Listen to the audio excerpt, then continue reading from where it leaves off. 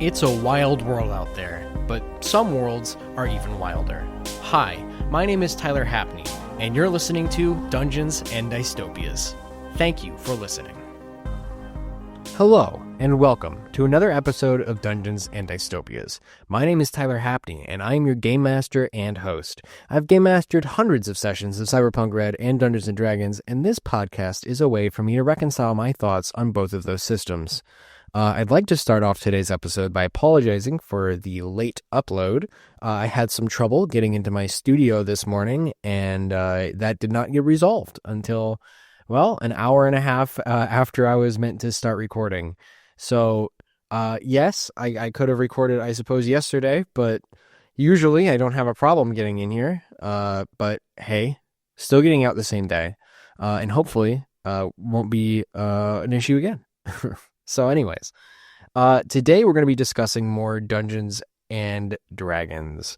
And before we get into the actual topic of the episode, I do want to go over a bit more news we recently got concerning some of the discussions going on about franchising Dungeons and Dragons and their new sort of franchising team they have set over at Hasbro. We're actually going to be discussing, well, just for a brief moment here, the upcoming, or at least they're considering somehow making D&D into an MMORPG. And I say somehow like it hasn't already been done twice before, which is, you know, it could just re-release or make an update for any of the already existing Dungeons & Dragons MMORPGs. But I think what they really mean is that they want a 5e MMORPG, not any of the older school stuff like we have with Neverwinter Nights or Dungeons & Dragons Online. You get the idea. Personally, I mean, yeah, I'd probably play it for a little bit just to see how it is. I don't anticipate it being necessarily amazing. I don't know how you would exactly translate 5e into MMORPG kind of play style. Because Baldur's Gate 3, it worked really well because I was a single-player, story-focused game. But with an MMORPG, things are going to be a bit different. So that's kind of my thoughts on that. Don't want to make the whole episode about it, but yeah, that did just kind of pop up, and I think it would be kind of interesting to mention that maybe we might have another Dungeons & Dragons MMORPG on the horizon. I guess they've already forgotten about the other two, despite the fact that, you know, Neverwinter Nights is one of the bigger D&D video game properties, you know. But anyways, today we're going to be discussing more class stuff, more player options in 5e. And last week we talked, or not last week, a few weeks ago we talked about Barbarian. Today I think it would be kind of cool to talk a little bit about Cleric. Cleric's a fun class, and I know I haven't really spoken too much about them.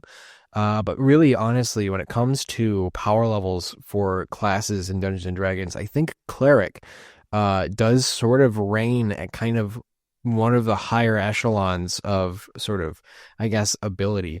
And we're going to kind of go over why that is here in a second. So what is a Cleric? Well, a Cleric is essentially, imagine a battle priest. I mean, you might say, okay, that's a paladin. Well, a paladin's more like a knight of a holy order. This is like a priest who is armed to the teeth with whatever weapons. They're usually heavily armored, and they have access to some of the best spells in the entire game. Yeah, they're like a battle priest. And like a paladin, they are almost defined by their loyalty and their allegiance and their faith in whatever god that they happen to be a cleric of. And there are many different gods you can be a cleric of. Like, for instance, a cleric of the Forge might be a cleric of Gond, or any other forge or crafting type gods, and that would work out. We've also got clerics of death, cleric of grave, cleric of blah, blah, blah, blah, blah. There's so many clerics. We cannot go over them all today. There's just no way. So we're going to go over cleric, like base cleric, before we really get into anything too crazy, because they have so many subclasses. So basic gist of cleric is you have a 1d8 hit die, which, I mean, you're not having a ton of HP here, but usually a cleric's AC should counter for that. You have proficiency in light armor, medium armor, and shields to start off. You have all simple weapons. You have proficiency in wisdom and charisma saving throw. And you get some cool skill choices: history, insight, medicine, persuasion, religion. Pretty bare bones, basic stuff. Cantrips. Clerics get access to I'd say some of the better save-based cantrips. Sacred Flame and Toll the Dead. Two very good spells. Toll the Dead only gets better. So does Sacred Flame, but Toll the Dead is kind of, honestly, when it comes to save-based cantrips, Toll the Dead's the best, in my opinion. But here we're going to get into the actual bread and butter here with the Divine Domains. At level 1, you get to choose a Divine Domain, and this is a long list, so, get ready. Arcana, Death, Forge, Grave, Knowledge, Life, Light, Nature, Order, Peace, Tempest, Trickery, Twilight, and War. And they have some other ones here that are Unearthed Arcana that I'm not going to go through. Those are the official ones that I'm going to be sort of talking about today. A few of them. I think probably maybe Tempest, and I think Grave Cleric might be fun. But each domain comes with its own specialized domain spells that typically you can't get as a cleric. So, for instance, the Tempest, I believe, gets Call Lightning. At 5th level, they get Call Lightning, Sleet Storm, they get Gust of Wind, Shatter, Fog Cloud, Thunderwave, all spells that clerics can't typically get. Or at least they're kind of getting these for, kind of getting those as part of their subclass. Channel Divinity is basically like a special move for your cleric. You usually get only 1 or 2, I believe, per long rest. But, Channel Divinities are pretty great. You get 1 base as part of your cleric class, and that is the ability to turn undead. If you use this thing and any undead, they can pretty much see you within that area. See or hear you within 30 feet. They must make a wisdom save, and if they fail, they're turned for a minute, which means they must spend its turns trying to move as far away from you as it can, and it cannot willingly move to a space within 30 feet of you. Can't take reactions, and for its action, it can use only the dash action or try to escape from an effect that prevents it from moving. If there's nowhere to move, then the creature has to use the dodge action, which is really, really good if you're going up against a bunch of undead, because they can't do anything. They're by rules cannot do anything while they are turned until they take damage. So if you're going through a lot of like a zombie horde or something, that would be huge. We don't really get anything crazy until the ability score improvement, which is base for all classes. So obviously the ability score improvement, you improve your stats. Pretty cool. And when you get to 5th level, you get Destroy Undead. So this one improves your turn undead channel divinity and makes it so that when an undead fails its saving throw against your turn undead feature, the creature is instantly destroyed if its challenge rating is at or below a certain threshold, as shown in the cleric leveling table. So, for instance, let's say we're level 5 when we get this. The Destroy Undead would be CR 1/2. So if a skeleton or something or a zombie fails the wisdom save, they're gone. They are destroyed entirely, which is amazing. Like I said, if you're in a zombie horde, that's going to be your saving grace. All right, 6th level, you get the ability to use Channel Divinity twice, as well as a feature of your Divine Domain, which we mentioned earlier, is all those crazy ones like Tempest and Death and whatever. At 8th level, you get your ability score improvement. Your Destroy Undead goes up to CR1. You get another Divine Domain feature. And that's kind of it for the first 9 levels. However, when we get to level 10, things get a little interesting because we unlock something called Divine Intervention. Anyone who's played a high-level cleric knows this spell. It's pretty cool. Or it's not really a spell, I guess it's an ability. But basically, beginning at 10th level, you can attempt to call on your deity to intervene on your behalf when your need is so great. So let's say you're in a desperate situation and you use Divine Intervention. You need to roll a percentile dice, and if you roll a number equal to or lower than your cleric level, which should at this point be 10, so you have a 10% chance at level 10, The GM chooses the nature of the intervention. The effect of any cleric spell or cleric domain spell would be appropriate. If your deity intervenes, you cannot use this feature again for 7 days. So keep that in mind. And then here's the big one. At 20th level, your call for intervention succeeds automatically.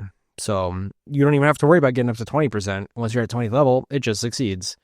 Which, I mean, already puts 20th level clerics as inherently having the ability to commune with gods, which is pretty crazy, all things considered. So from 10 to 20, really, it is a lot more of improvement. Destroy Undead comes to CR2 at level 11. You get another ability score improvement at 12. Destroy Undead CR3 at 14. Ability score improvement at 16. Destroy Undead CR4 at 17th level and Divine Domain feature. Channel Divinity 3 times at 18. Another ability score improvement at 19. And then finally, the 20th level Divine Intervention improvement. So wow. Wow. That's a pretty good spell list. And I'd say that Capstone's really, really good. I'd say it's almost obscenely good, to be honest with you. But that's what makes Cleric so good. And I mean, it's not like people get to 20th level play all the time anyway. So what makes Cleric so great? I mean, obviously we've seen some of their class abilities, but let's talk about their spells. Not only do clerics get access to basically every single spell, healing spell in the game, they also get access to every resurrection spell. They get access to inflict wounds, which is a fantastic spell. They get access to guiding bolt. They get access to detect magic, cure wounds. They get access to just basically, if there's any decent good spell that has to do with healing, or maybe even damage. I mean, honestly, inflict wounds is just so good. It's so good. And the Spirit Guardians is an amazing spell. I mean, really, honestly, I don't think there's a single cleric level that has, any spells that aren't really exciting. I mean, every single level of a cleric has something that can change the game. It's crazy.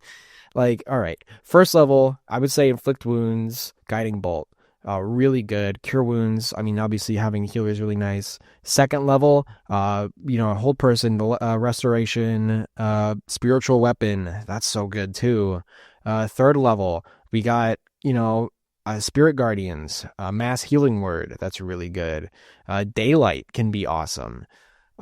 Fourth level, we got, banishment, divination, guardian of faith, which are really good ones. Fifth level, greater restoration, raise dead.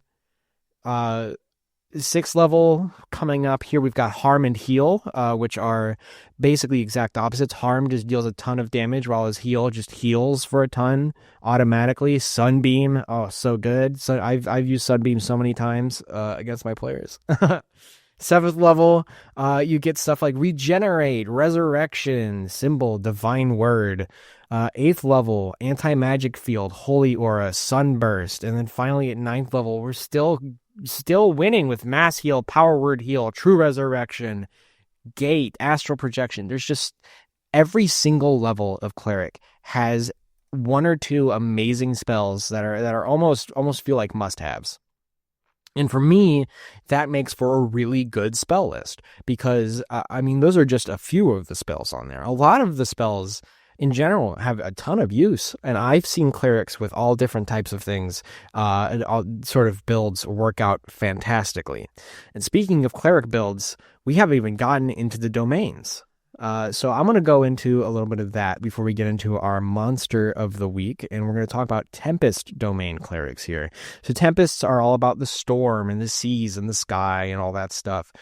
God of thunder. They include some of the gods that it worshipped include Talos, Umberlee, Kord, Zimboim, the Devourer, Zeus, and Thor.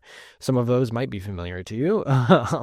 So basically, I don't want to go over too deep into Divine Tempest Domain because really the only one you need to know about Tempest Domain and why it's so good is that their channel divinity is called Destructive Wrath. And what that does is when you roll lightning or thunder damage, if you use your channel divinity, you can deal maximum damage just straight up instead of rolling. That's right. So if I have like a call lightning ability, let's say it's like 8d6. I don't think call lightning is 8d6. It might be, but let's say it is. That's 48 damage guaranteed if you use your channel divinity. There's no rolling needed. You just deal maximum damage and completely fry whoever you're trying to hit. It's really, really good. And considering you get, your second cast of channel divinity at level 6, that means you can do that twice, per rest. Which is crazy, because if you do that back to back on a boss, it's like 96 damage in 2 turns. And I mean, that could even be just 48 damage if they pass twice, but still, it's quite a bit of damage to just have out there for free. So Tempest Domain, just for that channel divinity alone, is so good. They have, I think, something extra. Later on at 8th level, they get the Divine Strike ability. When you hit a creature with a weapon attack, you can cause the attack to deal an extra 1d8 thunder damage to the target, which, might be very nice, especially if you crit. And then the next one I want to talk about, this one I really love, Grave Cleric. I've had a lot of time with Grave Cleric. These guys have a lot of potential. So basically, you get Spare the Dying for free, which is great. The whole thing behind Grave Cleric is that they're watching over the line between life and death. They're all about death and the world of the dead and the dying and all that stuff. So I want to just talk about their channel divinity before we get into our monster of the week, because we are running up towards that time real quick here. So Path of the Grave. This one is amazing. So, as an action, you choose one creature you can see within 30 feet of you, cursing it until the end of your next turn. The next time you or an ally of yours hits the cursed creature with an attack, the creature then has vulnerability to all of that attack's damage, and then the curse ends. That's right. You hit them with a channel divinity, and they have vulnerability to all damage, which means everything you hit them with on their next attack or whatever is going to be double. So let's presume we have 2 clerics, a Grave Cleric and a Tempest Cleric. Well, one of them uses the Path to the Grave channel divinity on someone, and then the next turn, the other person uses their channel divinity to cast a thunderstorm on them and deal maximum damage of 48. And they fail then they fail their save. Well, guess what? Now you've just dealt 96 damage to that enemy. I mean, it sure requires 2 clerics to set up, but man, that's great. That's amazing. But yeah, clerics, they have such amazing versatility. Honestly, if you're looking to get into a spellcasting class, I would recommend clerics for your first. They just have really good spells. Their whole, how they learn and memorize spells isn't too crazy. And they're just really powerful. They're just really good. So yeah, clerics. Would recommend. We're going to get now into our monster of the week, not a metaphorical. This is going to be quite literal monster of the week. I want to talk a little bit about the Bagman. Yeah, that's right, the Bagman. And this is going to be a quick one because we don't know too much about the Bagman. And, well, personally, I also want you to look more into it because this is a creature that is new to 5e Dungeons & Dragons. Comes from Van Richten's Guide to Ravenloft. Which, yes, this is a monster out of Ravenloft. Part of me really wanted to keep this monster of the week around until Halloween, but I know I'm going to be able to find something that fits maybe even better. Maybe I'll do something on the False Hydra for Halloween. Who knows? But either way, the main point is the Bagman. You have a bag of holding. Well, again, guess what? You're at risk of being attacked by the Bagman. The Bagman is basically an SCP that roams around the extra planar area that inside of your bag of holding, and while you're asleep or not paying attention or what have you, the Bagman will crawl out of your bag of holding, attempt to grab you, and drag you back into the bag. Where you go after that, who knows? Nobody who's ever been captured by the Bagman has ever really resurfaced, so the general assumption is either they're consumed or maybe they're turned into more Bagmen. Could you imagine? How many Bagmen do you think are out there if that other one's the case? I mean, do you think it's just one Bagman? Or do you think that there are multiple out there that are constantly cycling through different adventuring parties trying to get as much food as they can? Or do they even eat? Do they just eat what's in the bag? I don't know. They're the Bagman. And the art for the Bagman is extremely frightening. They're very long, spindly legs. Very I'd say gaunt kind of looking figure, and it's so kind of crazy to imagine something that looks like that, cracking his bones on the way out of your bag as it slowly crawls its way out and tries to grab one of your sleeping party members and kicking and screaming back into their own bag of holding. So yeah, the Bagman. If you're a dungeon master and looking to terrify the heck out of your players for absolutely no reason whatsoever, the Bagman is a perfect opportunity because almost every adventuring party at some point is going to get a bag of holding. So really, it's just kind of something you can spring on them as saying, a little bit of a hello from your game master, and, you're never safe. All right, so that's the Bagman. Definitely, basically the boogeyman, and I'd say very fitting for our monster of the week this week. So, yeah, that's going to be it for us this week. Thank you so much for listening to me rant about clerics for 20 minutes. Next week, we'll be talking a bit more about cyberpunk. I'm excited. I'm thinking we might talk a bit more about the various roles of the game, but who knows? We might get some news. Who knows? There's a lot of stuff out of Gen Con has been kind of rolling around, so we'll see. Either way, next week is going to be Cyberpunk Red. Thank you so much for listening to Dungeons and Dystopias. I have been Tyler Happy. I will see you next week.